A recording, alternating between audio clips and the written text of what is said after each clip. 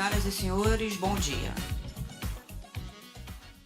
Sejam bem-vindos ao seminário Niterói Patrimônio, Memória e Inovação, que é acompanhado da exposição Niterói em Postais, Paisagens, Transformação, Ensino e Religião, e acontece nos dias 25 e 26 de junho de 2024 no Clube Português de Niterói. Pedimos que todos coloquem seus aparelhos celulares no modo silencioso, informo ainda que o evento está sendo gravado e será disponibilizado posteriormente. O Seminário Niterói Patrimônio, Memória e Inovação é uma iniciativa pesquisadora da SECT, Secretaria de Ciência, Tecnologia e Inovação, do Estado do Rio de Janeiro, que obteve o fomento da Fundação Carlos Chagas Filho, de amparo à pesquisa do Estado do Rio de Janeiro, FAPERJ. O evento ainda conta com o apoio do Instituto Arrecife e da produtora CN Fields. O Seminário Niterói Patrimônio, Memória e Inovação tem por objetivo resgatar a memória da cidade, através de estudos sobre os espaços arquitetônicos, a transformação urbana, a paisagem natural e as diferentes matrizes que envolvem a memória e a projeção inovadora do município de Niterói. O evento, igualmente, traz a exposição de cartões postais de Niterói, Niterói em Postais, Paisagens, Transformação, Ensino e Religião, na Sala de Convenções do Clube Português de Niterói, no Ingá, nos mesmos dias do seminário, entre 25 e 26 de junho de 2024, das 10h30 às 18h30. A partir da coleção particular de Breno Zarrante e curadoria de Luiz Carlos Ramiro. O seminário e mostra são gratuitos, com o pedido de 1 quilo de alimento ou garrafa de água que serão destinados às vítimas da enchente do Rio Grande do Sul. De antemão, agradecemos à paróquia Nossa Senhora de Fátima, de Pendotiba, que receberá as doações e as encaminhará ao Rio Grande do Sul. Dando início à parte solene do evento, convidamos para compor a mesa de abertura as seguintes autoridades.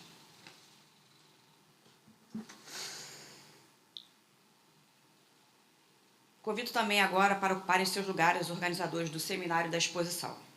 Professora Maria Clara da Silva Machado, por gentileza.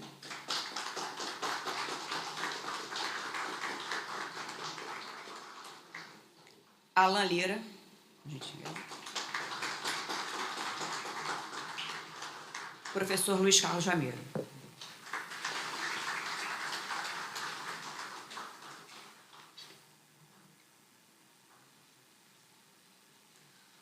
Algumas palavras sobre cada um em ordem alfabética. Alan Lira. Foi assessor e secretário de Ciência, Tecnologia e Inovação do Estado do Rio. Fez parte da equipe que desenvolveu este seminário, Niterói Patrimônio, Memória e Inovação. Alan também é um cidadão ativo na comunidade niteroense, liderança no meio católico. Luiz Carlos Ramiro Júnior. Cientista político e assessor especial da Secretaria de Ciência, Tecnologia e Inovação do Estado do Rio de Janeiro. Foi presidente da Biblioteca Nacional e lecionou no Tecnólogo em Segurança Pública da UF-CEDERJ. Doutor em Ciência Política, foi docente em diversas instituições como o FRJ, Fiocruz, o UERJ e o NEMAT. Pesquisador visitante do Max Planck Institute em Frankfurt e é coautor do livro Rio, Segundo Distrito Federal. Diagnóstico da Crise Estadual e Defesa da Federalização. Seu último livro é Da Crise à Restauração, lançado pela editora Almedina em 2024. É fundador do Instituto Arrecife e organizador responsável pelo Fórum Internacional de Ciências Policiais. No Seminário Niterói Patrimônio, Memória e Inovação, é curador da exposição Niterói em Postais, Paisagens, Transformação, Ensino e Religião. Professora Maria Clara da Silva Machado. É pedagoga e teóloga, mestre e doutorada em Teologia pela PUC-Rio, docente da Faculdade São Bento, do Mosteiro de São Bento, no Rio de Janeiro, organizadora responsável pelo seminário Niterói Patrimônio, Memória e Inovação. É assessora na Secretaria de Ciência, Tecnologia e Inovação do Estado do Rio de Janeiro. Neste momento, em posição de respeito, peço que todos se levantem para ouvirmos a execução do Hino Nacional Brasileiro.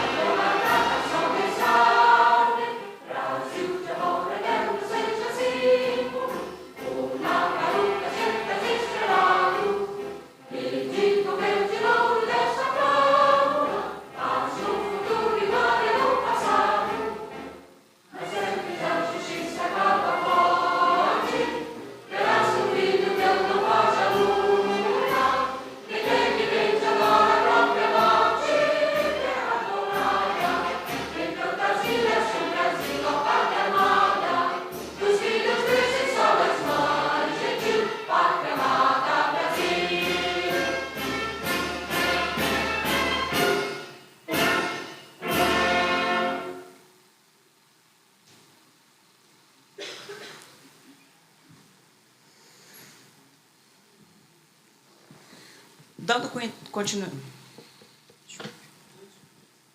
continuidade ao seminário, convidamos o conferencista professor Marcos Tadeu. Desculpa. Passo a palavra. Passo a palavra a Luiz Carlos Ramiro.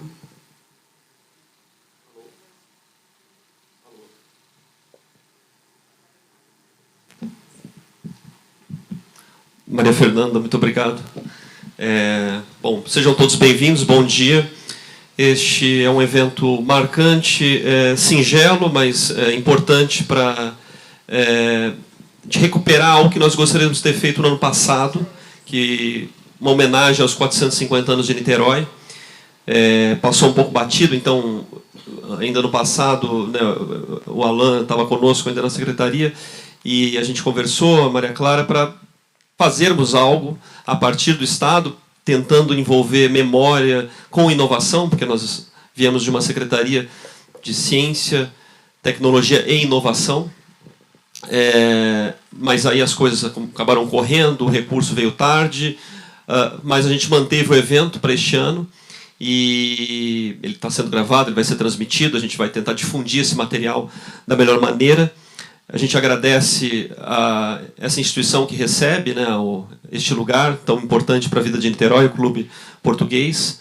Também todo mundo que participou, que se engajou, os meus colegas, todos que estão aqui envolvidos. Amanhã eu vou falar um pouco da exposição, né, amanhã pela manhã, mas eu fiz um texto final que todo mundo que tem sentou aqui, que todo mundo que entra recebe um kitzinho. A gente recuperou de um outro evento que nós fizemos, também a Secretaria com o Instituto Recife, que é o Fórum Internacional de Ciências Policiais. É mais uma entrega dessa equipe.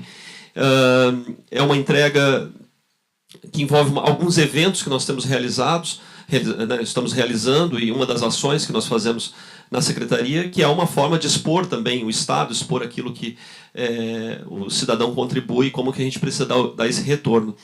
E eu fiz esse texto, um texto final do livreto, que representa um pouco o caráter da magnitude de Niterói, como ela antecipa muito do Brasil e como ela é marcante para a trajetória, e ela é uma espécie de espelho, né? A cidade é um espelho do Rio de Janeiro, que é a sua capital espiritual. O Rio de Janeiro é a capital espiritual do Brasil, e Niterói pulsa nesse sentido, né?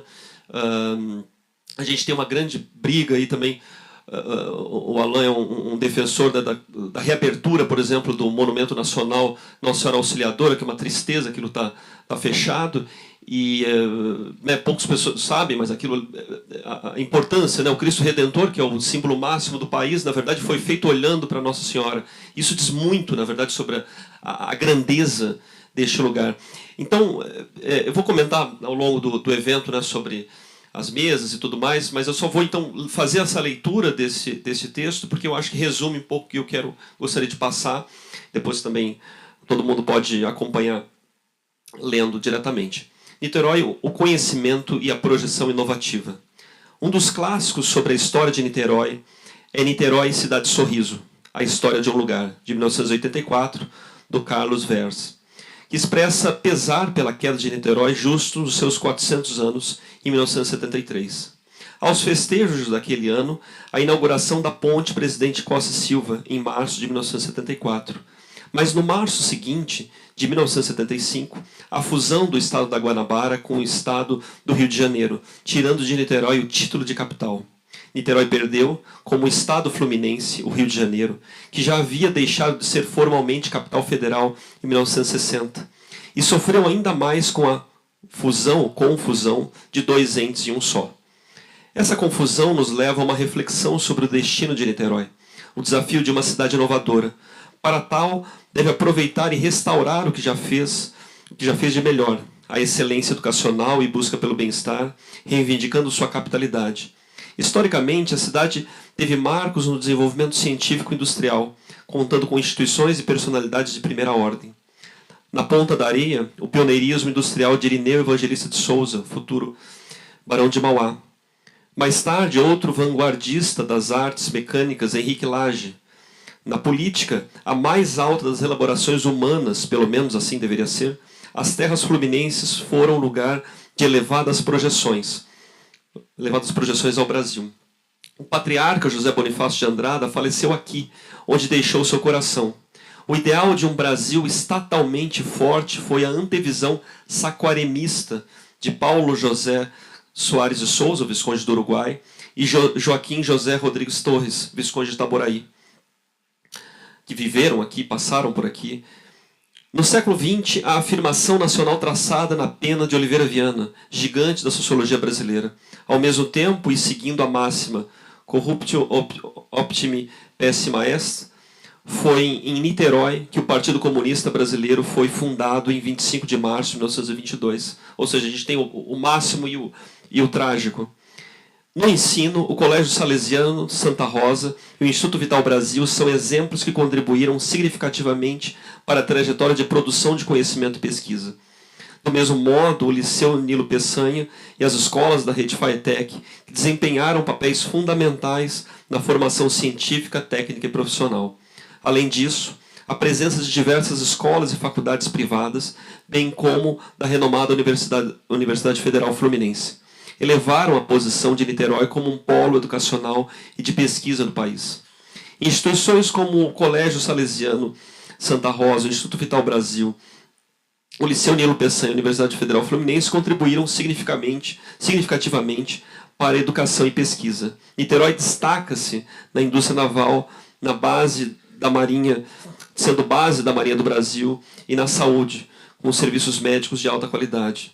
O desafio político está em projetar a capitalidade perdida da imperial cidade de Niterói, dessa liderança fluminense, e revelar sua originalidade. Uma das formas é justamente pela afirmação fluminense. Para isso, é integrar o município ao Estado, realizar ações do Estado fluminense pela capital fluminense, desconcentrando a presença do Estado na capital carioca. A ideia de uma dupla capitalidade no Estado, por si só, é uma inovação, uma projeção e uma provocação intelectual e política. Trata-se de um salto diante da mediocridade da elite local, não ter se perguntado e ter se mal acostumado com o rebaixamento de 1975, quando Niterói deixa de ser capital para se igualar às demais localidades da metrópole carioca. O fato de a Secretaria de Agricultura do Estado ter sua sede na Alameda São Boaventura não deixa de ser o enclave dessa capitalidade que restou.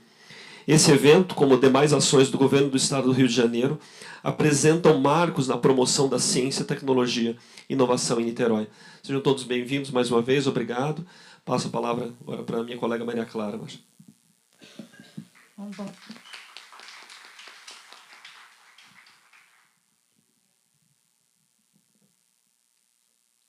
Todos, é uma alegria tê-los aqui conosco. Agradeço a presença do professor Ramiro, Alan Lira, professor Marcos Tadeu, alguns alunos aqui presentes também da Faculdade São Bento, tanto aqui na plateia como também nos ajudando aqui no nosso evento, no seminário. E como pesquisadora, eu preciso me declarar fascinada com a história de Niterói. Realmente não conhecia, e trabalhei aqui alguns anos no seminário de Niterói, mas sempre naquela dinâmica, entrar da aula, sair. Mas, como pesquisa, jamais havia realizado qualquer estudo. Mas, de fato, o quanto a história de uma cidade ela deve ser passada para as novas gerações e deve ser contada, e que a experiência do passado nos ajude a conquistar um belo futuro. Porque é uma cidade encantadora que nasce de mãos dadas com a educação, com a presença de tantas escolas. Aqui também quero agradecer a presença do Instituto São Bento, que nos agracia com a presença de pessoas da sua direção e também seus alunos. Ficamos muito contentes. Então, a educação é o berço de Niterói e o berço de toda a civilização. Não há uma cidade que possa se declarar realmente cidade sem uma boa base educacional. E Niterói nasceu realmente de mãos dadas com a educação, através de tantas escolas que forjaram as antigas gerações. Uma curiosidade ao longo da pesquisa foi a questão do cemitério, porque no cemitério de Niterói nós temos um poema de Vitor Hugo, dedicado a um amigo de exílio que morreu aqui em Niterói. Então, Niterói tem 500 coisas interessantes, muitíssimas coisas interessantes para contar e para apresentar para as novas gerações. E, sem sombra de dúvida, sempre foi uma cidade de vanguarda na questão da tecnologia e da inovação. Alguns postais contam isso, o quanto Niterói estava à frente de outras cidades. E hoje precisamos repensar para poder fazer com que essa cidade volte a ter o brilho que um dia teve. Então, agradecemos a todos e esperamos que todos tenham uma boa experiência no nosso seminário. Obrigada.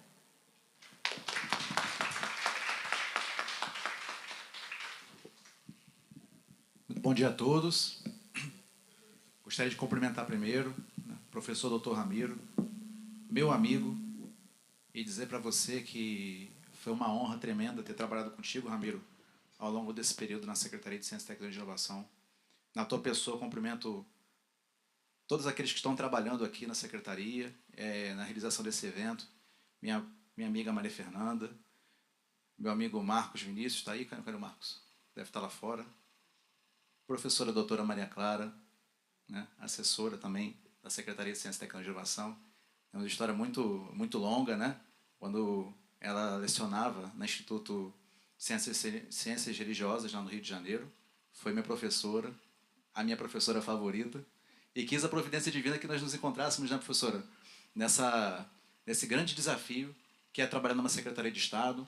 É uma secretaria que, culturalmente, sempre se posicionou de forma parcial. E hoje, a partir desse evento, da realização desse grande evento, nós vemos aqui que ela se abre, né, em busca da verdade, em busca de resgate histórico, e isso nos alegra muito. Puxa, se pudesse, né, enfim, resumir, né, enfim, apontar alguns dos trabalhos, certamente esse aqui, esse pequeno trabalho, que tem um peso histórico tremendo, foi o maior legado desse grande time que funciona muito bem na Secretaria. Então, meu cumprimento a todos vocês, né? Então, na pessoa do assessor especial do secretário, que infelizmente não pôde estar aqui, mas os cumprimentos, as formalidades estão aí. Quero cumprimentar também, destacar a presença, né, dos diretores do Instituto São Bento, aqui em Niterói. É uma alegria ver diretores de colégios atentos, antenados, né, a um evento importante cultural, trazendo também alunos jovens, né, que vão certamente ter a oportunidade de absorver conhecimento aqui e recontar a história do nosso município, que é tão rico. A presença de cada um de vocês, a gente sabe que terça-feira é um horário complicado, né? Terça e quarta-feira fazer um evento de 2 dias é um desafio aqui em Niterói. Também aos colaboradores, a FAPERJ, o Fundo de Amparo à Pesquisa, que viabilizou, né, aqui o evento, todos os benfeitores em torno também desse importante desafio aqui, que é a realização desse evento, que só acontece, né, por conta de dedicação de poucos, né, o sacrifício de poucos, e precisa ser valorizado. A vocês que hoje estão aqui, bem, nesse desafio de quase que de redescobrir a história do nosso município, que ela não né, enfim, perdemos a oportunidade, né, o município fez 450 anos no ano passado, onde deveria ter, o Ramiro já explicou, deveria ter acontecido esse evento ano passado, infelizmente a verba só chegou quase no final, então não foi possível, mas de redescobrir, né, recontar a história do nosso município. Um município tão rico, foi capital do estado, como o Ramiro colocou aqui, né, com diversos fatores, mas principalmente é inadmissível que esse município complete 450 anos e o legado disso é um show na praia, né, luzes no museu. Isso é muito pouco, né? Meu amigo Breno Zarrans, que é o dono aqui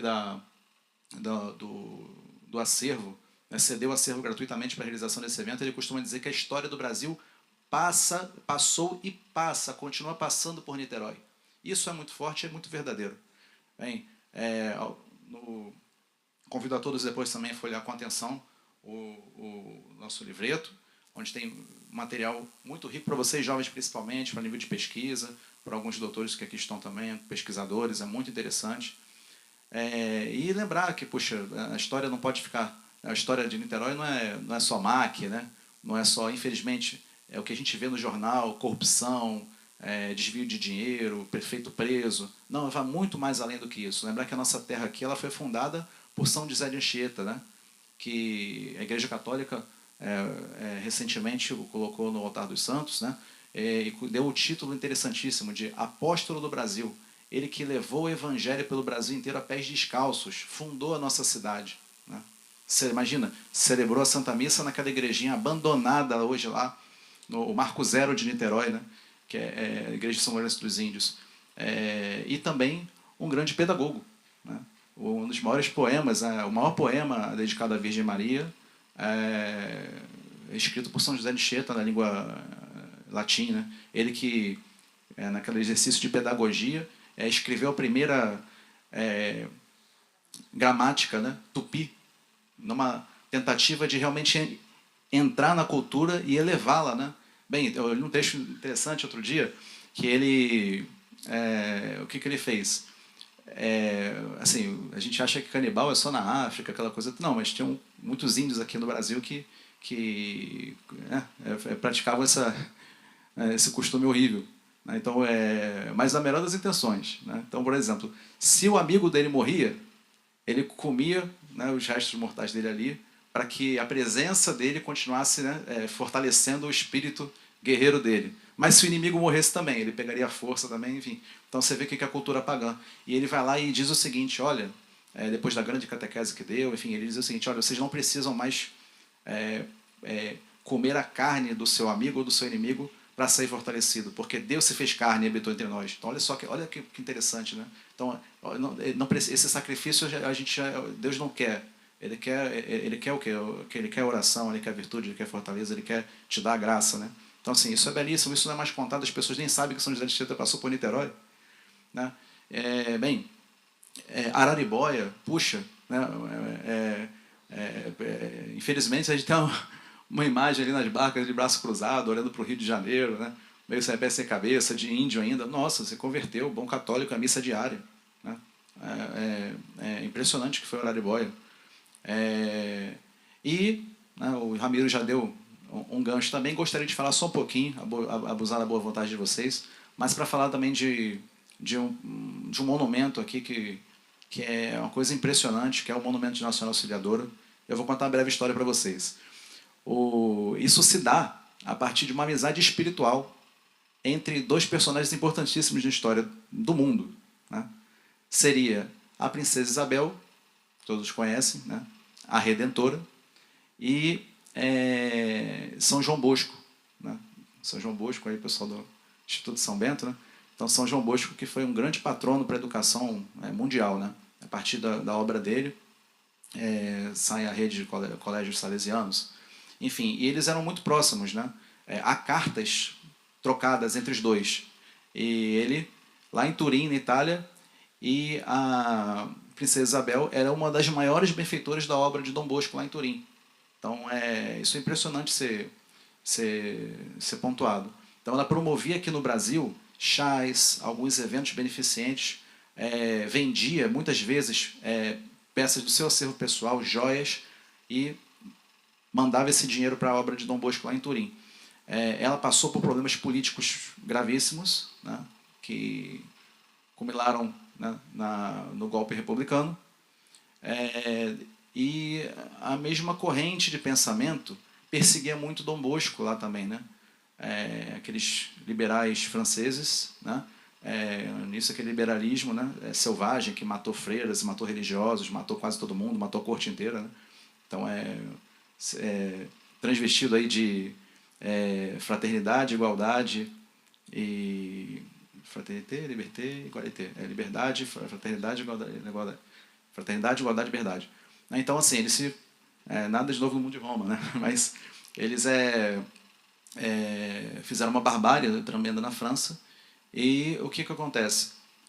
Dom Bosco começa a se preocupar com a realidade do Brasil, ao ponto da princesa Isabel pedir para que ele mande para cá os padres salesianos. E ele faz mais que isso, ele manda os melhores padres salesianos. Para quem conhece a obra de Dom Bosco, por exemplo, Dom Lasanha, que era o seu grande amigo ali, né, espiritual, está enterrado aqui na Basílica, né?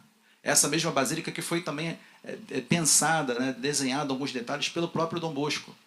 Infelizmente, hoje, eu lembro que quando eu era mais jovem, né, a gente passava ali na Marise Barros e da altura da Roberto Silveira a gente já conseguia ver um pedaço ali da basílica.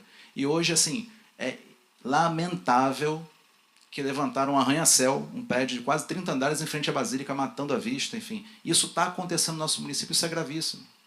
Né? Da mesma forma que você bota um disco voador lá em frente e tapa toda a igreja da Boa Viagem, que, puxa, dá o nome ao bairro, né? Porque os portugueses eles tinham aquele costume de fazer o sinal da cruz em frente à igreja e pedir a Nossa Senhora, né, uma boa viagem de volta para atravessar o Atlântico. E, enfim, pelo menos agora, né, fizeram uma revitalização ali, enfim, é importante dizer também. Mas, contudo, seguindo o curso da história, Dom Bosco manda os melhores padres salesianos para cá. E eles são recebidos pelos beneditinos, aqui em Niterói. E a primeira obra de Dom Bosco, fora da Itália, é aqui no Brasil, é aqui em Niterói. Isso tem uma importância, né, educacional tremenda, porque poxa, hoje, qualquer lugar que você vá no Brasil, você tem uns salesianos. Né? Então, começa-se aqui toda uma pedagogia. Eles iriam para o Rio de Janeiro, mas por conta de um mau tempo ficam em Niterói. E dali sai a Basílica, né, que, como já disse, foi desenhada pelo Dom Bosco. Anos depois, o monumento, porque vocês sabem que o Dom Bosco sempre foi propagador da devoção da Nossa Senhora Auxiliadora, e um padre resolve fazer aquele importante monumento aqui no nosso município, que está escondido hoje lá atrás de Santa Rosa. E olha que interessante, o Ramiro já falou que o Cristo Redentor, que muita gente acha que está de costa para o Rio de Janeiro, né, mas ele foi construído de frente para essa imagem aqui, porque ela veio primeiro. Então, você olha o potencial turístico que a gente perde também, turismo religioso. Para quem já teve oportunidade de subir no monumento, há ali vestícios ainda de um bonde, porque você tinha missa domingo, sábado e domingo, missa de hora em hora. Vinham bispos com a diocese inteira para lá, para celebrar uma missa aos pés da Virgem Mãe. E as fotos estão lá gravadas até hoje. Né? Infelizmente, aquilo abre hoje 1 ou 2 vezes no ano, né? Por falta de atenção pública e também privada. A gente sabe que ali quem toma conta hoje é a rede privada, né, de educação dos salesianos, não são nem os padres. Né? Então, hoje são leigos que tomam conta de toda a obra educacional, e também não tem nenhum vínculo com a igreja. A igreja é um padre salesiano, um bom padre salesiano, que é o padre Gustavo, toma conta e é muito zeloso. Convido a todos vocês para irem à igreja lá. Há uma relíquia de Dom Bosco lá também. A imagem principal está sendo restaurada, mas todas as outras imagens já foram reformadas. A igreja está linda, muito bem cuidada. Mas o monumento, recentemente eu tive a oportunidade de fazer uma pequena peregrinação lá. Está sujo, está abandonado, nem parece que ali já houve um culto divino. Então, olha que interessante, esse monumento era tão forte que quando foram levantar o Cristo Redentor no Rio de Janeiro, e uma aspas aí também, né, um parênteses aí também, porque ali seria construído um monumento à Princesa Isabel. Né? Não sei se vocês sabiam disso. A Princesa Isabel, a Redentora, porque ela assinou a Lei Áurea.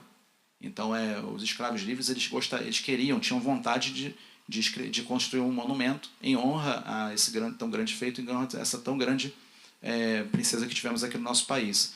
E ela diz o seguinte: olha, muito obrigado, mas Redentor só há um, é o Cristo, não sou eu. Isso fica. Quando vem aqui agora essa ideia que foi muito impulsionada pelo cardeal Leme, o movimento monárquico procura e diz o seguinte: ali seria o Sagrado Coração de Jesus. E aí o pessoal do movimento monárquico se aproxima e diz: olha, seria bom que fosse também o Cristo Redentor por conta da Princesa Isabel, tal. Enfim, e aí ele vai lá e acata. Então, Cristo Redentor, também para fazer uma alusão também àquela homenagem que os escravos gostariam de fazer à Princesa Isabel. Bem, passado, o que acontece ali? Os operários da obra falaram o seguinte: olha, por que a gente não constrói o Cristo de frente para a sua mãe, Nossa Senhora lá em Niterói? E foi o argumento mais forte que utilizaram para construir o Cristo de frente para Niterói. Né? E isso remete também ao sonho de Dom Bosco. Para quem já leu aqui, conhece a história de Dom Bosco ele é um místico, né? Ele escreve, tem muitas visões. E ele diz também, enfim, Ele fala que no momento de grande tribulação do mundo, da igreja, a igreja seria ancorada em 2 grandes pilares. Um grande pilar seria Nossa Senhora Auxiliadora. E o segundo grande pilar seria um grande ostensório.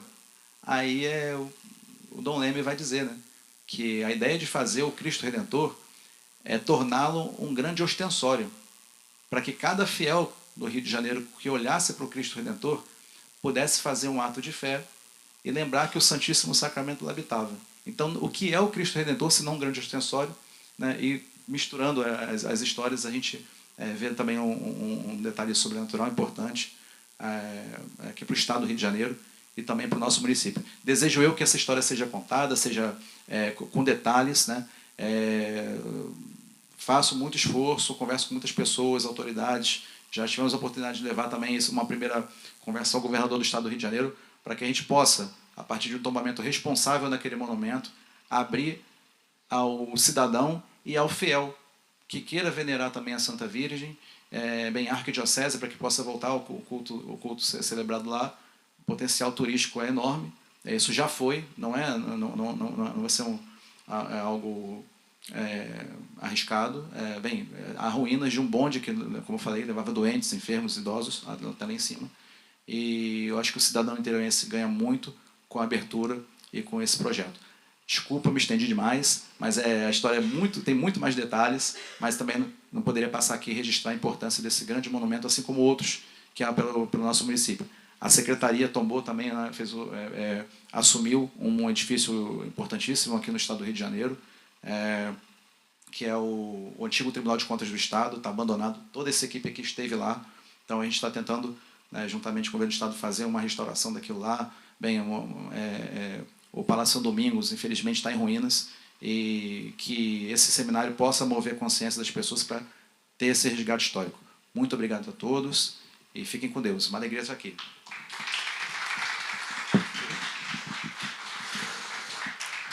Muito obrigado, Alan Lira.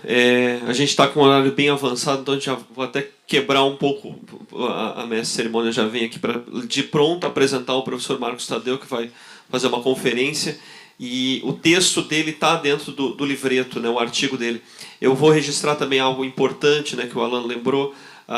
Infelizmente, o secretário Anderson Moraes não pôde estar, o secretário de Ciência, Tecnologia e Inovação, mas registramos aqui a importância, toda a liberdade que nos deu para atuar antes, né, o nosso amigo, o ex-secretário agora, Mauro Azevedo, também deu todo o apoio para que a gente fizesse esse evento e disponibilizando também a equipe. É isso, muito obrigado, a gente dispensa aqui o dispositivo, a Maria Clara e o professor vão ficar. Maria Fernanda pode chamar aqui o professor.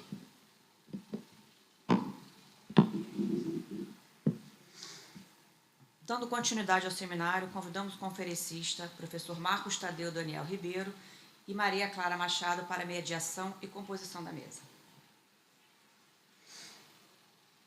Passo a palavra à professora Maria Clara, que fará a apresentação do conferencista.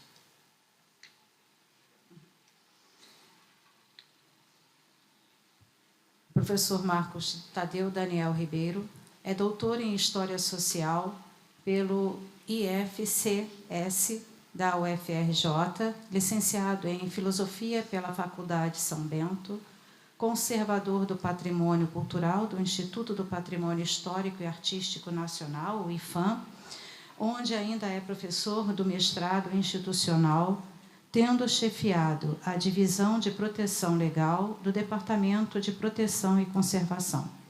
Atualmente é professor adjunto do curso de Conservação e Restauração da Escola de Belas Artes, EBA, da UFRJ. Fundou, ao lado de Miriam Ribeiro, a primeira pós-graduação em História da Arte Sacra na Faculdade de São Bento, do Rio de Janeiro.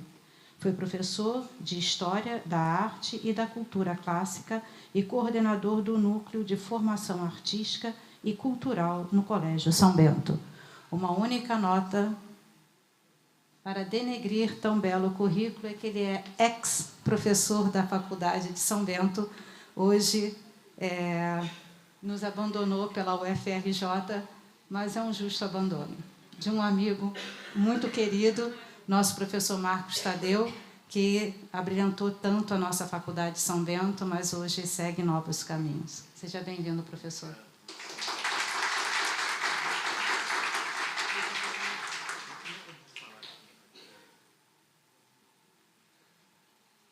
Olá, muito bom dia, é um prazer estar aqui com vocês.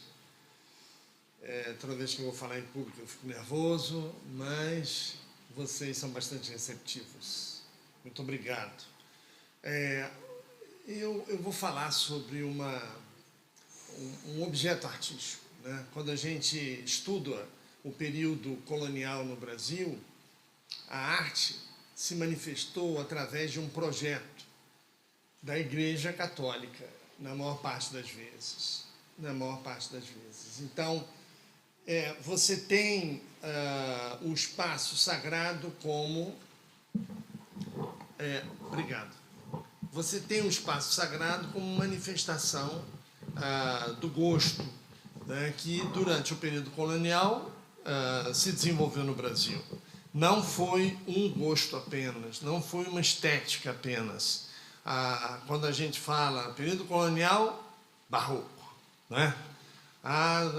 Barroco. Sempre a gente volta os nossos olhares para essa ideia de um estilo artístico surgido no final do século XVI, na Itália, da Renascença, né?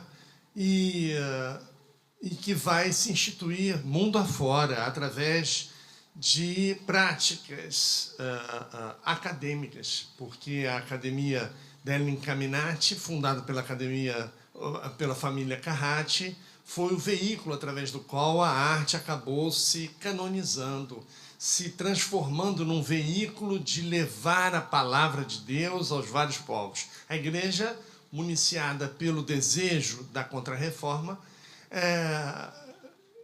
procurava ampliar o seu rebanho, que havia, em grande parte, sido amputado com a Reforma protestante, né? Então, ela vai reagir a isso através do Concílio de Trento, entre 1545 e 1563. Já imaginaram? Uma reunião que dura 18 anos? Eu não aguento 2 horas de reunião, já quero ir embora, né? Então, 18 anos foi essa reunião, foi uma coisa que normatizou e que colocou a Igreja dentro do desiderato da conversão, né? Tudo era levado à conversão. Você pode gostar ou não gostar, por exemplo, de um estilo como o barroco, mas é praticamente impossível se lhe manter indiferente, né? E é essa, para quem já visitou igrejas como São Bento, que é uma igreja toda dourada, como da Ordem Terceira da Penitência, também igualmente toda dourada, de Santo Antônio, né, com a sua obra de talha profusa. Tudo isso é o barroco. Mas eu disse ainda há pouco, não apenas do barroco se fez a cultura artística brasileira do período colonial, não. Houve pelo menos 5 estilos. 5 estilos no período colonial no Brasil. Então, o primeiro estilo qual é? Parece que eu esqueço às vezes que eu não estou na sala de aula, onde eu falo $1 milhão para quem responder e tal, não sei o quê. Sempre aparece um que responde, né? Eu estou endividado até não poder mais. O primeiro estilo chama-se maneirismo. É um estilo de transição entre o Renascimento e o Barroco, né? Nada na arte se faz por decreto, nada na arte se faz de forma estanque, com linhas nítidas, ao contrário. Sempre existe aquela zona lindeira onde os estilos cessantes permanecem ainda atuando, às vezes agonizando, e enquanto o outro estilo nascente se afirma. Então, isso é o maneirismo. Uma transição entre a austeridade racionalista da Renascença e o Barroco. Eu digo racionalista porque todo o Renascimento foi decorrente de um processo de resgate da racionalidade. Quando se diz navegar é preciso, viver não é preciso, estamos no clube português, Conhece esse fado? Conhecem? É lindo, não é? Navegar é preciso, viver não é preciso. Bom, e esse fado, na verdade, é uma reapropriação de uma fala de Pompeu, do século I a.C. Pompeu sabe que existem piratas atuando numa determinada localidade, ele vai embarcar. Quando ele chama a marujada armada e vai embarcar, cai uma borrasca terrível. E os marinheiros tentam dissuadi-lo. Não, não vamos agora, vamos esperar. E Pompeu diz, navegar é necessário, viver não é necessário. Essa fala é compreensível dentro do ambiente filosófico helenista, onde você tem o estoicismo. E o estoicismo considerava a morte como uma saída para circunstâncias de média gravidade. Então, quando Portugal começa a desenvolver, né, a navegação e tudo, esse disco foi usado. Só que português, no seu permanente lirismo, mudou um pouquinho a expressão. Tirou necessário e botou preciso. Parece que é a mesma coisa, mas não é. Porque preciso é uma palavra equívoca. Significa que tem mais de um significado. Navegar é preciso no sentido de ser necessário, mas é preciso no sentido de ser exato. Olha só, que coisa. Os caras são ótimos. Eles ficam zangados quando nós brasileiros, dizemos o fado que vocês cantam, que vocês choram, porque é uma música lamentosa, não é português. Sabiam disso? É brasileiro. A origem do fado é brasileira, segundo documentação existente. Né? O primeiro registro escrito da manifestação do fado foi no Rio de Janeiro, no século XVIII. Um viajante... Mas você fala isso, pronto, querem te bater. Se você procurar na Wikipédia, está lá, eles não falam isso. Mas, se você procurar na antiga e celebérrima enciclopédia portuguesa e brasileira, uma enciclopédia enorme e tal, eles começam falando, os brasileiros dizem... E aí vem com essa coisa. Realmente existe a documentação e tal, mas estudos folclóricos, etnomusicais, não sei o quê, afirmam que vem das carpiduras mouras. É verdade, é descendente de África, sim. Mas é aqui no Brasil que acontece essa canção Saudade. Não é de Portugal, é de África. Isso é uma coisa incrível. Eu espero conseguir terminar, inclusive, a minha palestra, não ser expulso daqui antes. Então, eu vou começar a projetar, com a ajuda do meu amigo Kleber, e vou mostrar uma igrejinha feita aqui. Oi. Eu quero. Eu falo tanto. Minhas bochechas são calos. Vou botar aqui. Obrigado. Se puder apagar também essa luz aqui, eu vou agradecer, porque o projetor não tem uma lâmpada forte. Então, olha só que coisa linda essa igreja. Então, essa é uma igreja maneirista, muito vinculada às soluções racionalistas da Renascença. Significa dizer que o artista que fez, muito certamente o traçado do Frei Francisco Dias, apesar de ser um padre jesuíta, tinha o título de frei. Isso é uma coisa inventada na época do Concílio de Trento, que obrigava a usar esse termo para quem não fosse sacerdote, confesso, né? Então, a pessoa era sempre chamada frei, não importa se fosse monge. Monge, o título é dom, mas Frei Ricardo do Pilar é um monge. Frei Agostinho da Piedade é um monge. Agostinho da Piedade é um grande escultor. Ricardo do Pilar é um grande pintor, fundador da Escola Fluminense de Pintura. né? Frei Francisco Dias era um padre jesuíta, mas, na verdade, não exercia essa função sacerdotal. Havia outras pessoas que faziam isso, né?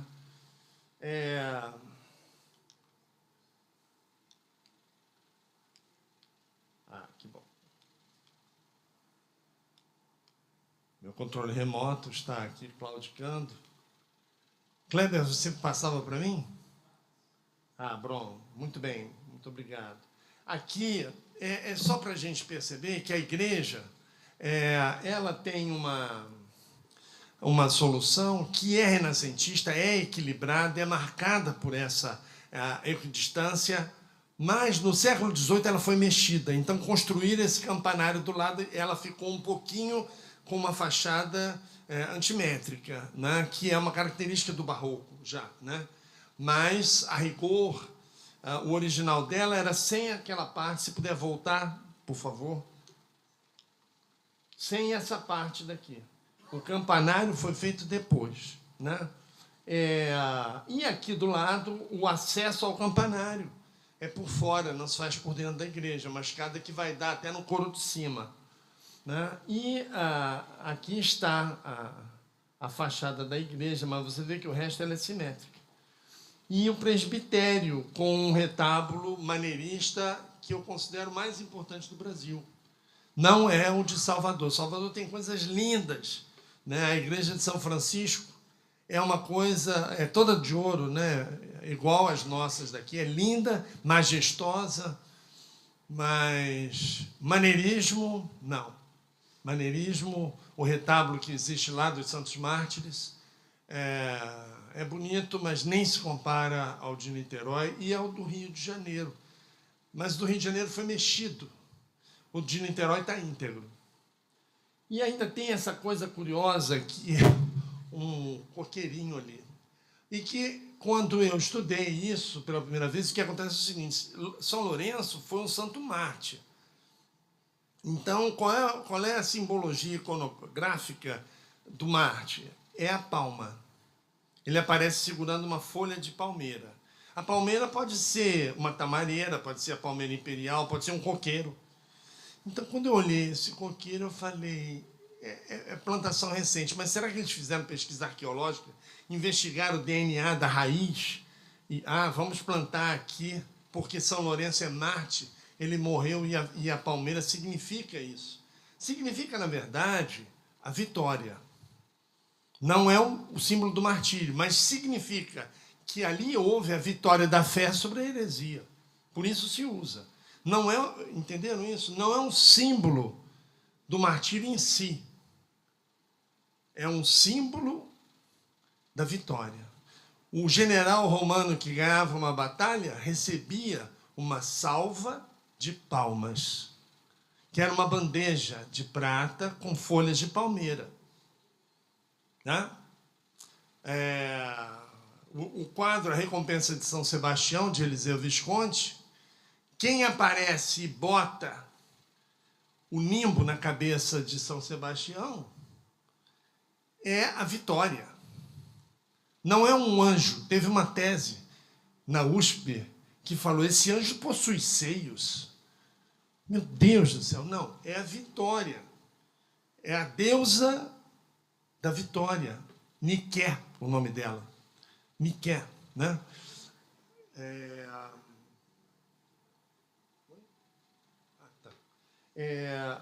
Então, eu pensei isso. Liguei para o Cláudio Valério, que tinha sido o restaurador responsável pelo resgate dessa.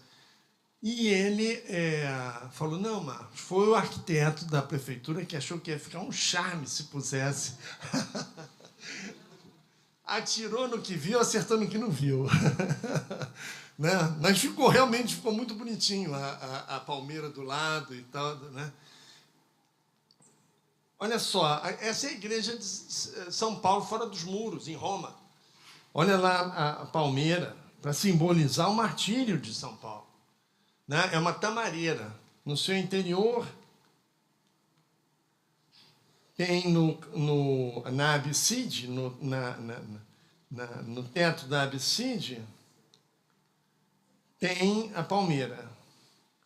lá, né? A tamareira que aparece junto de Cristo, entronizado, isso é ainda arte bizantina, né?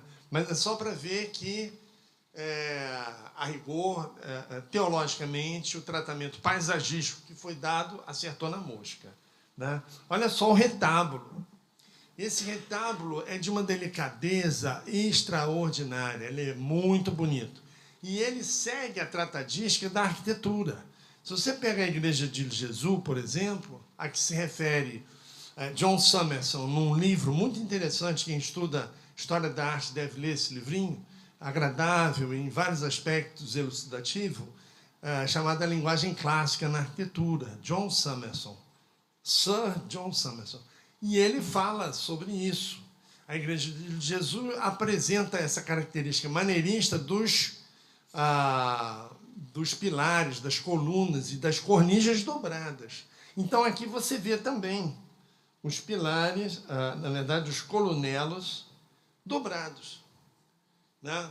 Isso é uma pessoa que fez isso, é um douto, é uma pessoa que conhece muito isso. Bom, e aí? Mas tinha algum jesuíta aqui ou terá vindo de Portugal? Na verdade, foi feito aqui. Existia uma oficina em que tinha um Faber Linharos, que vem a ser um título dado a um grande entalhador, um grande escultor, que era Jorge Esteves, desculpa. Também Frei Jorge Esteves, seria um irmão jesuíta, né? E Frei Francisco Dias, que era uma espécie, eu não estou exagerando, de aleijadinho da primeira fase do período colonial. O período colonial teve 5 estilos, eu já disse. Primeiro, maneirismo. Depois, barroco. Depois terá o rococó, que não é um barroco francês, né? Nem uma exacerbação do barroco. Leia-se o rococó brasileiro e seus antecedentes europeus de Miriam Ribeiro, onde ela explica a diferença. O rococó é um outro estilo. Ele é marcado também por um certo gosto decorativista, mas não se resume ao aspecto barroco. Por quê? Porque o barroco é a linguagem da Contra-Reforma. E o rococó não estava nem aí para a reforma. Nem aí. Né? A Miriam até tem um bordão que eu acho muito engraçado. Se você é um pecador, todos somos, vá rezar numa igreja rococó se os seus pecados forem leves. Mas se você for um pecador convicto, daqueles que só faz pecado barra pesada, vá rezar numa igreja barroca, porque as suas chances são bem menores, ou bem maiores numa igreja barroca, né? Não perca tempo numa igreja rococó que te deixa de bem com a vida e tal. Não, o barroco te deixa mesmo para baixo, né? Então, essa obra... eu ainda não terminei. Tem o rococó, é o terceiro estilo, e tem 2 outros estilos que denotam uma mudança também. Um é o chamado estilo pombalino, que é um estilo mais arquitetônico, que é a transição do barroco ao neoclássico. E o outro é o neoclássico, né? A missão artística francesa, por exemplo, era formada por artistas neoclássicos, né? Então, são 5 estilos. A gente tem que estudar e conhecer muito. E Niterói possui esse estilo maneirista, que é o primeiro, é quase renascentista, né? É quase... Existem algumas mudanças, mas que eu não vou entrar aqui, porque senão fica a palestra muito longa. E eu tentarei ser breve, né? Dizem que há dois tipos de palestras, né? As breves e as ruins. Então, eu prometo tentar fazer um trabalho bom aqui, tá bom? Olha só que interessante. Ele tem uma coisa que você poderá inteligir.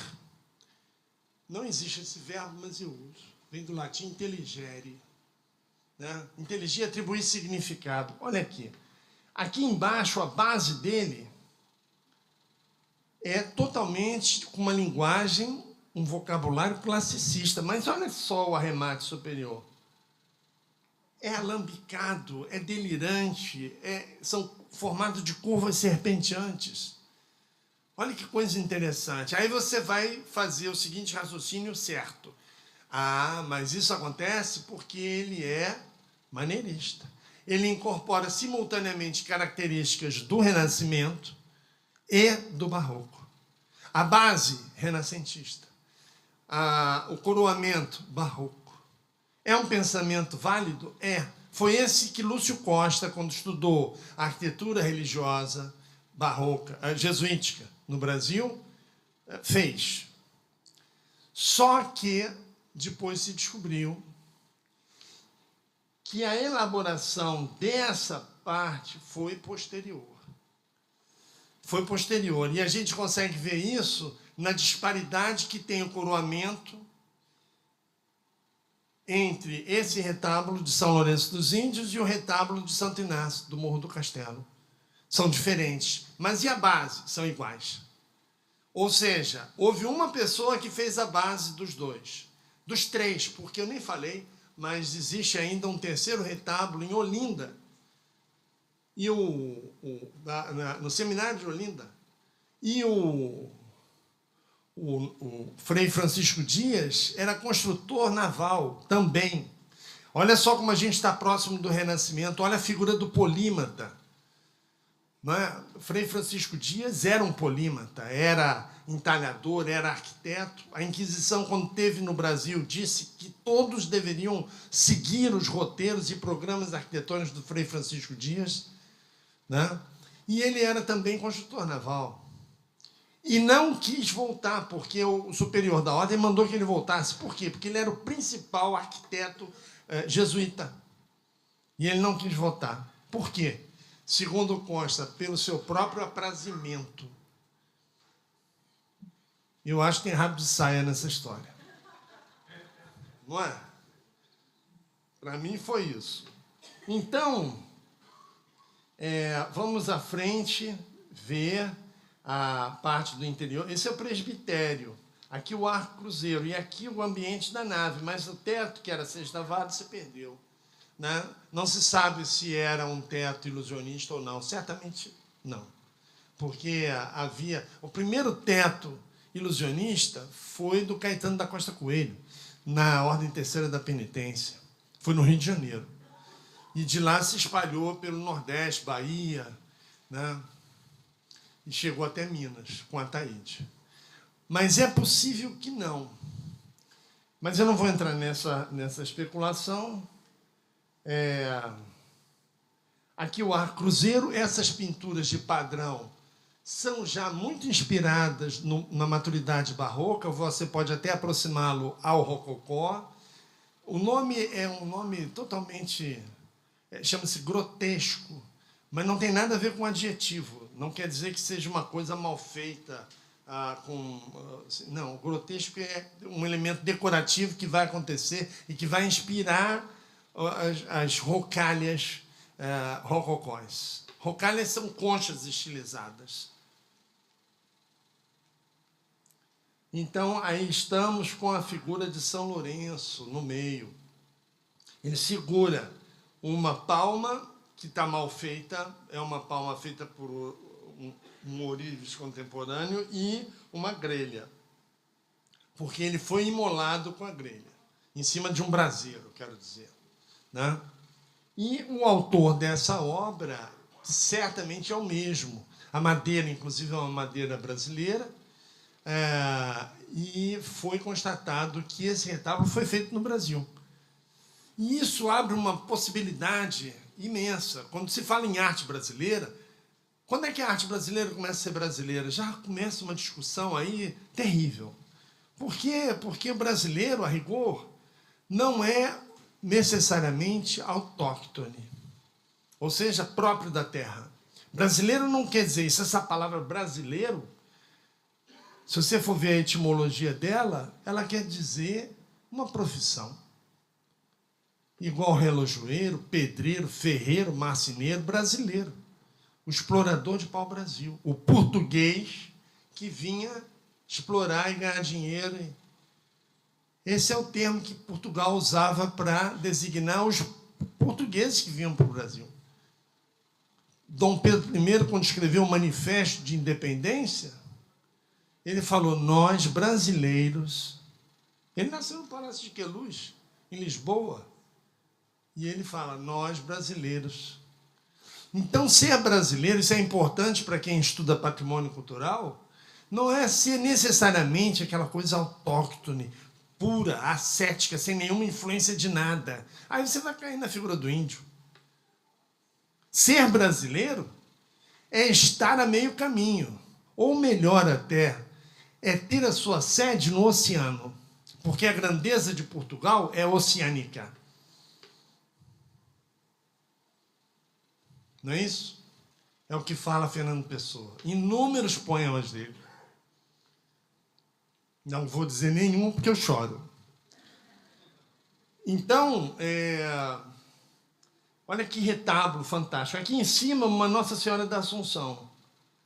E que nos ajuda a compreender que isso é feito no século XVIII, enquanto que isso aqui é século XVI, XVII. Houve uma reforma no século XVIII e foi nessa reforma que puseram esse coroamento barroco. Totalmente barroco. Mas aí, junta um com o outro, você fala, é maneirista. Tem os dois estilos. Esse seria um argumento bom, correto, mas não se aplica a esse caso. Ele é maneirista desde o início, com essas colunas dobradas, com essa cornija dobrada. Né? Então, ali está. Uma Nossa Senhora da Assunção, feita à maneira de Carreño de Miranda, que é um pintor espanhol, igual Murilo também faz a Nossa Senhora da Assunção. Houve várias tentativas. Eu, querendo não ultrapassar e não falar 3 horas, porque eu falo para burro, eu não botei umas 8 imagens da evolução de Nossa Senhora da Conceição, da Assunção. Porque, no início, se você pegar a Andréa Mantegna, é Nossa Senhora da Boa Morte, não aparece subindo, sendo assunto aos céus. É ela deitada e as pessoas pranteando ao lado. É o dogma da dormição. Ela não morreu, ela adormeceu. E aí foi levada aos céus, foi assunta aos céus. Tá? Depois começa uma realidade dupla, ambígua, que é muito própria do maneirismo. André del Sarto, que aparece a sepultura, os apóstolos olhando para a sepultura, e a alma, o corpo dela, glorioso, indo aos céus, com anjos levando. Ainda não é essa que a igreja vai adotar de Carreño de Miranda, que é ela e os anjos levando ela. E ela com uma mão levantada para cima e outra mão virada para baixo, olhando para cima. Nossa Senhora da Conceição olha para baixo. Né? Então, aí você olha que essa... e uma mão no peito. Nossa Senhora da Assunção. Há uma Nossa Senhora da Assunção no Museu de Arte Sacra de Belém, que eles puseram Nossa Senhora do Rosário. E, entre parênteses, o menino sumiu. Mas era, na verdade, porque ela está assim. Então, pensava que o menino estaria aqui. Mas não é a Nossa Senhora do Rosário. Né? Então, ela aparece assim, sendo levada e olhando para cima. Isso daqui, essa estética aqui, é a segunda metade do século XVII. E supõe-se que, no início do século XVIII, já poderia ter chegado no Brasil esse equacionamento estético, né, que é eminentemente espanhol. Né? Lembremos que o Brasil teve uma época sob o domínio espanhol, período da União Ibérica. Né? Então, eis aí Carreño de Miranda. Olha que coisa linda, né? E esse é Murilo. Também, Nossa Senhora, sempre muito jovem, né? Então, essa Nossa Senhora nos dá essa pista de que esse arremate é posterior, não foi feito junto e com uma intenção de misturar estilos, absolutamente. Aí entra São Lourenço. Repara a postura dele, que é uma postura hierática. Não tem aquela naturalidade, aquela simplicidade da graça do corpo humano. Não tem. É muita preponderância teológica. Né? Ele, austero, né? Numa posição um pouco rígida, né? Demais. Então, vamos ver, fazer uma pequena comparação com a igreja dos jesuítas, que a gente perdeu no Morro do Castelo. Isso é uma coisa que eu falo até no texto. Isso é uma coisa que Niterói se adiantou, porque no Rio de Janeiro falavam: precisamos destruir o Morro do Castelo para arejar com a viração, né, a cidade com o vento no final E no final construíram aqueles espigões lá que estão lá. Né? Que é isso? Isso não emplaca nada, é porque ali era o bairro de pobres que existia. Por isso tiraram o Morro do Castelo. E com isso tiraram a igreja dos jesuítas, que ficava na ladeira da Misericórdia. Essa ladeira tem um pedacinho dela até hoje. Né? Quem chega e fica em frente à igreja de Bom Sucesso, Nossa Senhora do Bom Sucesso, olhando à sua direita, do observador, você tem a ladeira da Misericórdia. Essa ladeira subia e no cume do morro ficava os jesuítas. E também a igreja de São Sebastião. E ainda um terceiro que ficava aqui, uma capela. Capela não é necessariamente uma igreja pequena. Capela é uma igreja associada a um complexo maior. Né? Por exemplo, uma capela de um hospital. Pode ser uma igreja imensa, mas é capela por estar associado a um complexo arquitetônico para o qual ela não foi destinada no sentido do uso religioso. Então, eis aí também, uma característica do maneirismo é sempre esse aspecto pesado. Os jesuítas fizeram a seguinte pergunta: quando foi que a Igreja Católica logrou o melhor desenvolvimento catequético? Qual tinha sido o período? Românico. Românico, não confundir com romano. Isso seria o clássico. Acabou no século V depois de Cristo. O românico é séculos XI e XII, é um estilo medieval. E é um estilo que serviu à peregrinação.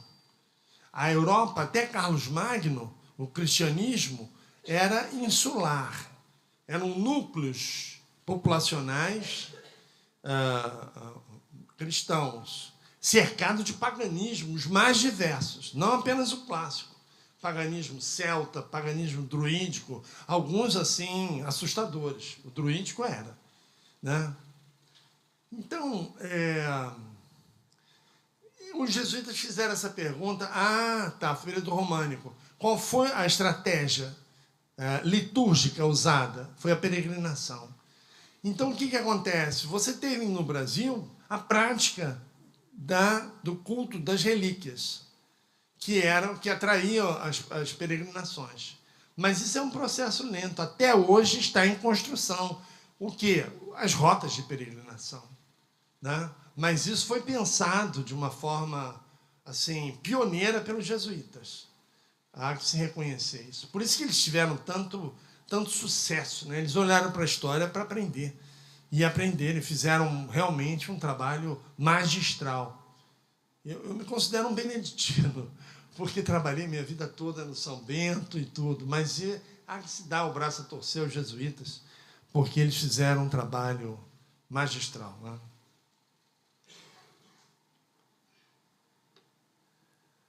Então, eis aí o retábulo idêntico, maneirista, Frei Francisco Dias e Jorge Esteves.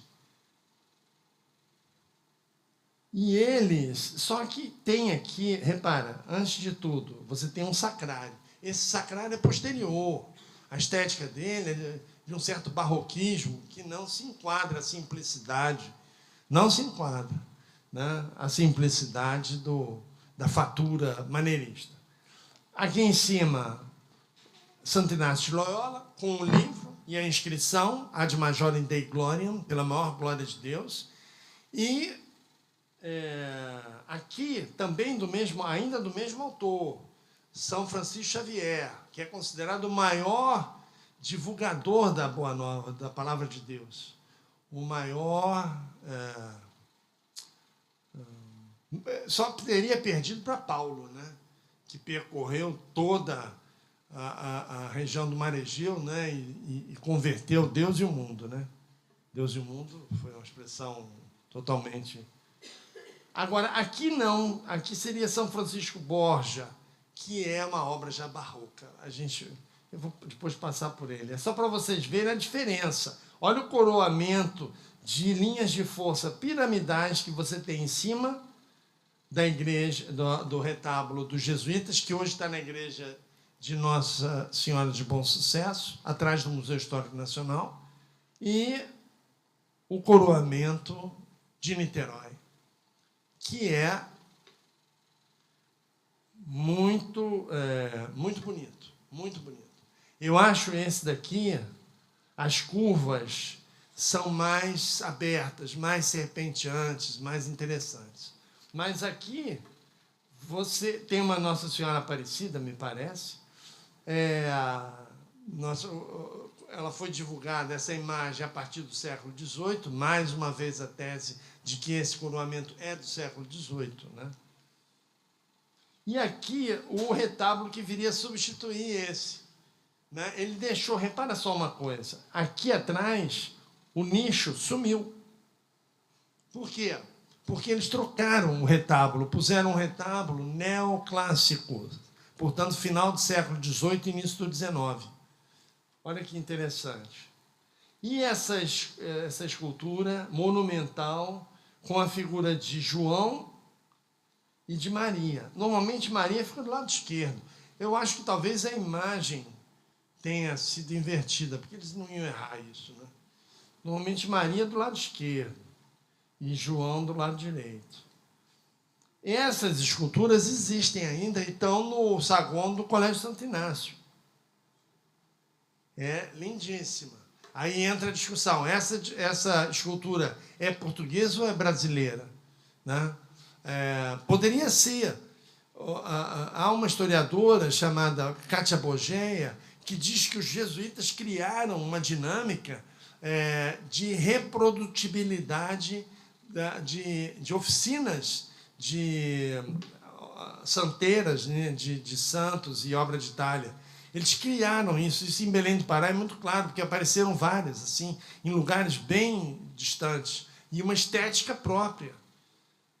Não é no século XVIII que a arte brasileira começa a se afirmar, não. Você tem isso no século XVII, ou até antes, Frei Agostinho da Piedade, você já pode encontrar ali traços dessa brasilidade, considerando o brasileiro esse que eu falei ainda há pouco. Não é necessariamente uma coisa autóctone, tá? Eu não vou me estender, mas é só para vocês verem, inclusive, a especificidade. Eu vou interromper aqui para o nosso... abrir ainda quem quiser fazer pergunta. E... muito bem, é só isso. Muito obrigado.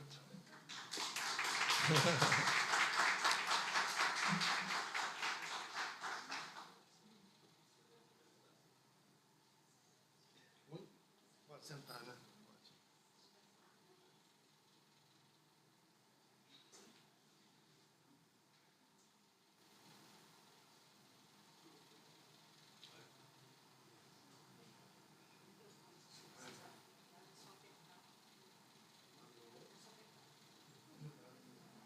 Alô, alô.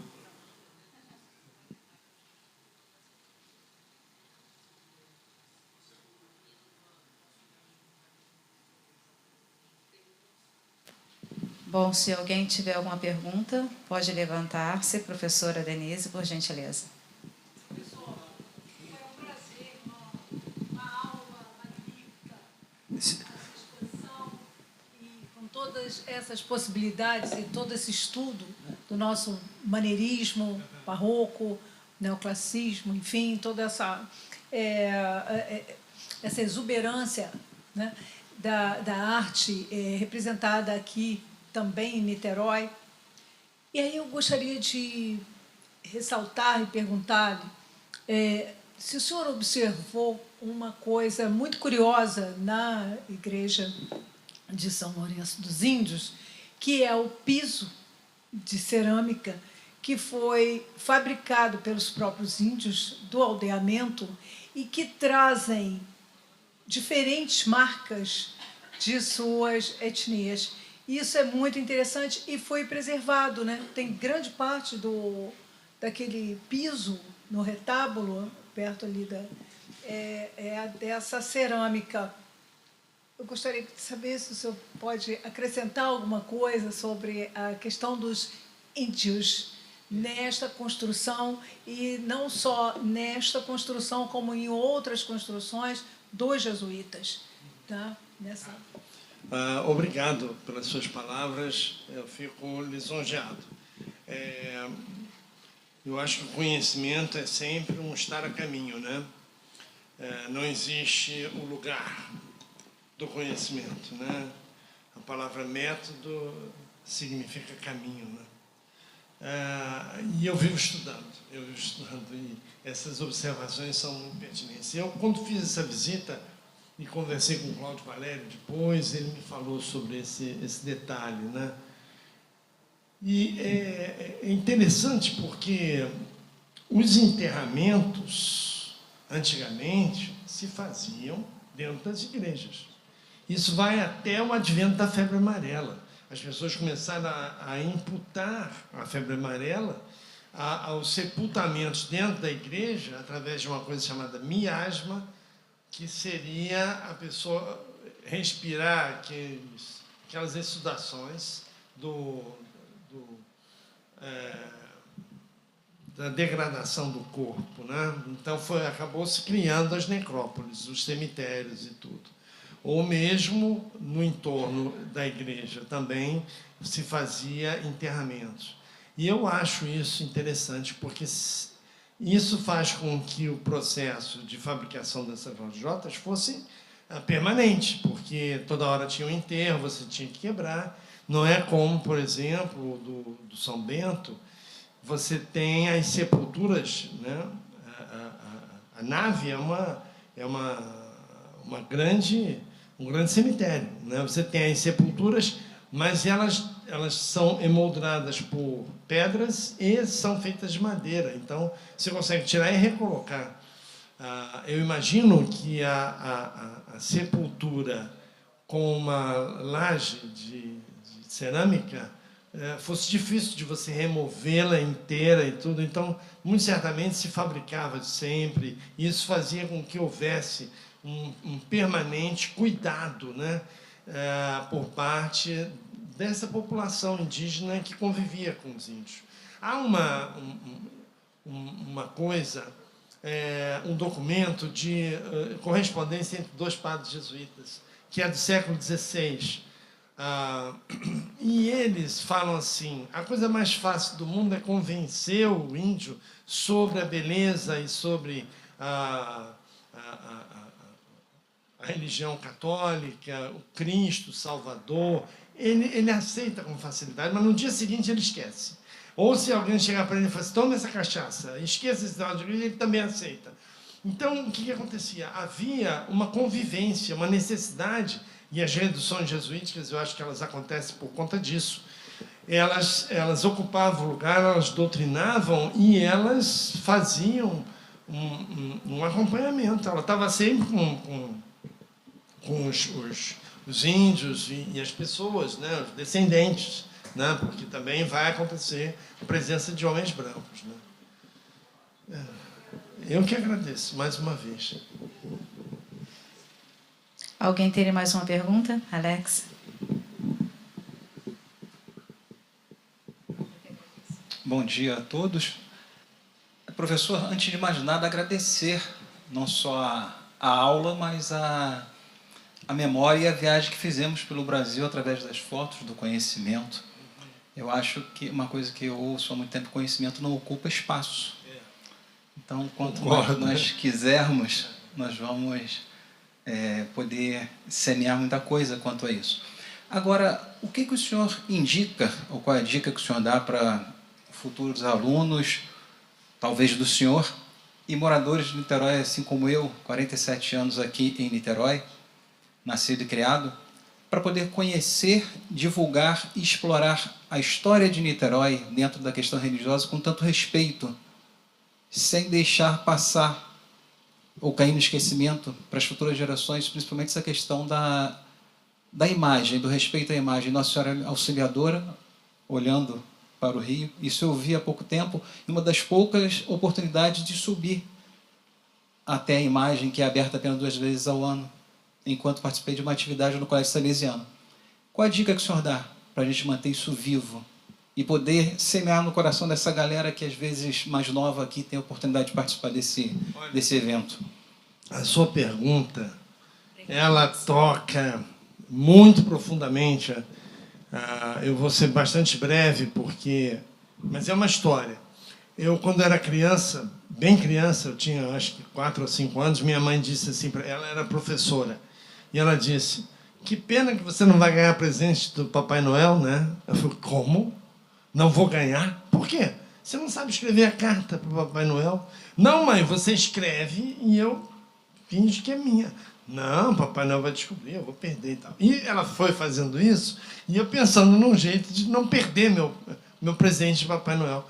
E eu disse: é difícil aprender a ler e a escrever? Ela falou: não, é fácil.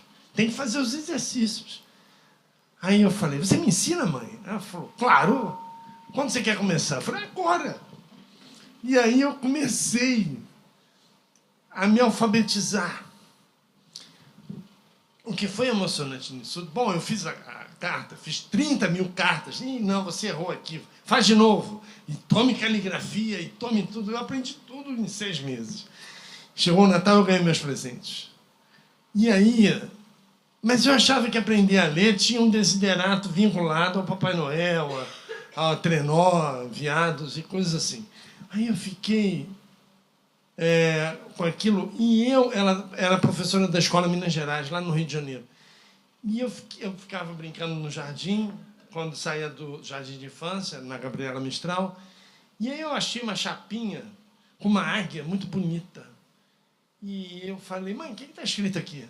Aí ela baixou, ela: não lembra? Você sabe ler? Aí eu falei, peguei e li. Estava escrito água sanitária. E eu fui li, aí eu olhei para a escola e li Escola Minas Gerais. E eu olhei para minha mãe, ela estava chorando. Porque ela percebeu que naquele momento eu estava lendo o mundo. E ela saiu comigo pela rua. E eu fui lendo tudo com uma avidez, com uma alegria. Então, a sua pergunta ela é extremamente humana, porque se você não alfabetizar a pessoa, a criança, no belo, ela nunca vai ter interesse por Niterói, por monumento, por Nossa Senhora. É preciso se alfabetizar.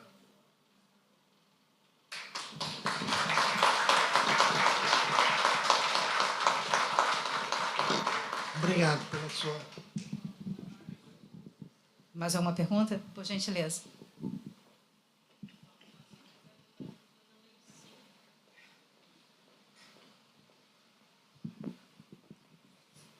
Pronto, eu sou o Marcelo, moro aqui em Niterói há 64 anos, tempo que eu nasci. Eu fui aluno do Foro de São Bento, da escola teológica, quando eu estava no seminário, de 78 até 83. Mas não é, a dúvida não é essa, não. Por exemplo, a outra coisa, eu moro em Santa Rosa, na 5 de julho, esquina com a Santa Rosa. Eu tenho a Santa Nossa Auxiliadora na minha casa. Tá? Frequento lá a paróquia, esse negócio todo. Eu fiquei feliz, né, por ter pessoas que realmente gostam. Né? E o senhor que fez os postais ali, você tem a nossa história. Né? Niterói está de parabéns. Mas a minha pergunta é o seguinte: aquela igreja do Morro do Castelos parece muito com a de São Lourenço. A minha dúvida é se a torre do sino, o campanário, foi feito junto com ela ou foi o mesmo esquema aqui de São Lourenço. Obrigado. Muito obrigado pela sua pergunta. Obrigado pela referência ao São Bento. Eu entendo que o São Bento, por exemplo, Pedra fundamental, 1616. Não, projeto, 1617. 31, pedra fundamental. 33, início da construção, foi até 1641. Depois ela foi construindo ainda uns pedaços. A Torre Sineira, do lado do Evangelho, foi a última, já no final do século XVII. Então, eu acho que a sua suspeita é pertinente. Muito certamente, aquela Torre Sineira é um pouco posterior, né? E a Torre Sineira, ela com frequência, ela não tinha função só de sino, não. Há um trabalho que fala da redução dos 7 povos, da São Miguel, das Missões, no Rio Grande do Sul, que aquela Torre Sineira era uma torre de observação, porque eles ficavam sempre realmente no sobressalto de uma presença invasiva, ou de bandeirantes, ou até de forças oficiais, que foi o que acabou acontecendo. Então, ela muito certamente tinha aquele aspecto pesado, porque ela ainda desempenhava essa função um pouco defensiva, né? Então, ela deve ter sido uma coisa mais elaborada, com mais dificuldade. Sua pergunta abre uma série de possibilidades de reflexão sobre a natureza do cotidiano do período colonial. Obrigado. Podemos concluir? Alguém mais? Alguma pergunta? Ok. Acho que descobrimos que os professores de alfabetização vão até a pós-graduação, né? Porque realmente precisamos levar o conhecimento, e acho que saímos aqui com 2 grandes exclamações. Da primeira, quase que uma exclamação da ignorância, nossa, que bonito. E a segunda, do conhecimento, né? Ah, que bom. A igreja é linda, mas ela fica mais bonita depois que a gente conhece os porquês da sua construção e o diálogo de toda a arte sacra. A gente só tem a agradecer, professor, meu eterno amigo de infância, né? A agradecer pela exposição, e realmente, como disse tanto o Alex como o outro senhor, Niterói só tem a crescer com essas informações que o senhor nos deixou aqui hoje, e tomara que realmente, através dessa alfabetização, a gente consiga construir uma vontade de levar para os outros, né, a necessidade de preservar tudo que vocês ainda têm aqui na cidade de vocês, de belo e de cultura. Muito obrigada a todos. Retornaremos às 13h30, um horário maiorzinho agora para o nosso almoço. Obrigada.